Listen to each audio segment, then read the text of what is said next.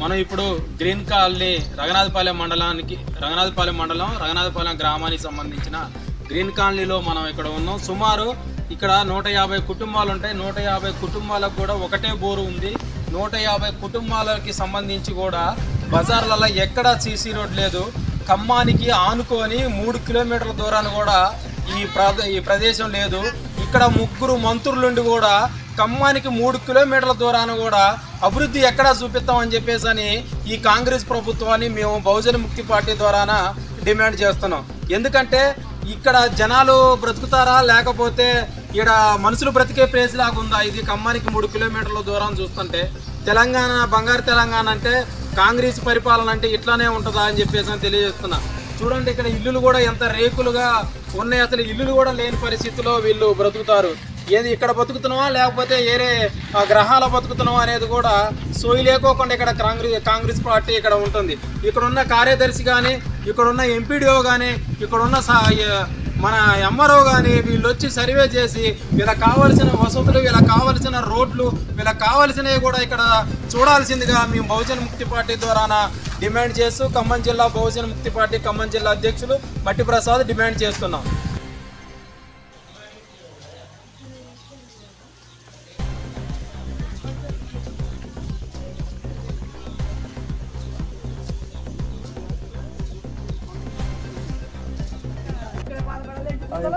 రఘునాథపాలెం మండలికి గిరికాయలు వస్తే దీనికి రోడ్డు సహకారం లేదు, వాటర్ ఇదే లేదు. రోడ్డు శాంక్షన్ అయిందని 3 సంవత్సరాలు చెప్తారు, రోడ్డు కూడా లేదు. బురదలు సత్తం, దోమలు, పావులు అని చెప్తాం. దీనికి పట్టించుకునేవి లేరు. మొన్న ఎలక్షన్ మూమెంట్లో తుమ్మల నాగేశ్వరరావు వచ్చిండు. వచ్చి మీకు రోడ్డు శాంక్షన్ చేస్తా, మీకు ఇది చేస్తా, మీ ఇల్లు శాంక్షన్ చేస్తా అని చెప్పిండు. ఆయన వచ్చి ఇట్లా చెప్పి ఓటు వేసుకుని గెలుచుకుని వెళ్ళిపోయాడు. దానికి పట్టించుకోవడం మనకు ఎవరు లేరు. రఘునాథపాలెం మండలం ఇప్పుడు 6 నెలలు అవుతుంది. ఇక పట్టించుకోండి. ఒక్క బోర్ ఉంటే ఒక్క బోర్కి దానికి ట్యాంక్ దాని ఆపరేటర్ లేరు. దానికి దాన్ని కడుగుతాం దాని ఆపరేటర్ ఎవరు లేరు. ఎదురుంటే మేమే పోయి దానికి నీళ్లు వదులుకోవటం, మళ్ళీ మేమే ఇప్పుకోవటం. ఎవరు అట్లే సార్, మాకు దోమలు గుర్తున్నాయి. అసలు ఎవరు పట్టించుకోవట్లే. ఒక్క బోర్ ఉంది, 400 మంది ఉన్నారు. ఎవరు పట్టించుకోవట్లేదు. అసలు ఊరు కాదే సార్, అసలు అడవిలో ఉన్నట్టే ఉన్నాం సార్. మేము ఎవరు పట్టించుకుంటారు సార్? ఏ పార్టీ వచ్చినా కూడా మాకు ఇది కావాలా, అది కావాలా, మా కాంగ్రెస్ జెండా వేయండి, అది వేయండి, ఓట్లు వేయండి, అది అంటున్నారులే కానీ ఓట్లు అడుగుతున్నారులే సార్. ముందుకొచ్చి మా పరిష్కారం ఎవరు చేయట్లే, ఎవరు ఇవ్వట్లే సార్. ఎవరు గెలిచి అసలు ఎవరు పట్టించుకోవట్లే. మా ఇల్లు చూడండి, మా వాకిలు చూడండి సార్, అంతా రేకులు ఇల్లు. మా రేకుల షెడ్ ఉన్నాయి, ఆ తడికలు కూడా బాగలేదు సార్. తడికలు ఇల్లు మాకు అసలు దయచేసి మాకు ఇల్లులు ఇవ్వండి సార్, మంచిలు ఇవ్వండి. మాకు ఒక్క బోరు ఉంది, ఇంత ఇల్లుకి అసలు ఎవరు సహకారం చేయట్లేదు సార్. ఎవరు కరెంట్ బిల్లులు తెచ్చుకున్నాం సార్, కరెంట్ బిల్లులు కడుతున్నాం, బిల్లులు కడుతున్నాం, ఎవరు పట్టించుకోవట్లేదు సార్. ఇంటి పన్ను కూడా కడుతున్నాం సార్, ఎందుకు పట్టించుకోరు? అసలు ఎవరు పట్టించుకోలేదు.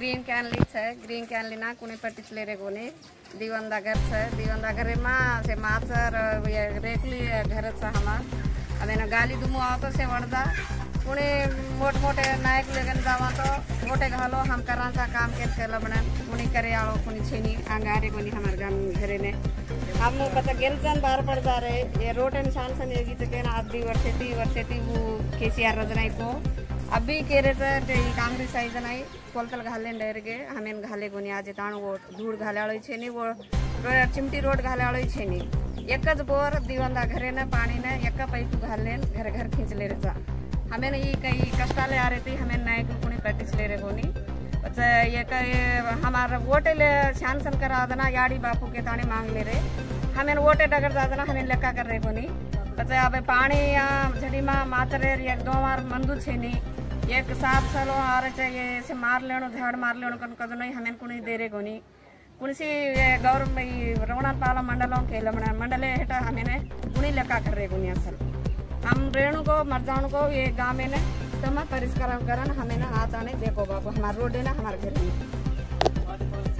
మంత్రి గారు తుమ్మల నాగేశ్వరరావు గారు ఓట్లకి ఇక్కడికి వచ్చారు. వచ్చేటప్పుడు మీకు రోడ్లు వేపిస్తాం, మీకు అన్ని విధంగా మేము ప్రభుత్వం ఆదుకుంటుంది, మిమ్మల్ని చూసుకుంటాం అని చెప్పేసి అని అన్నారు.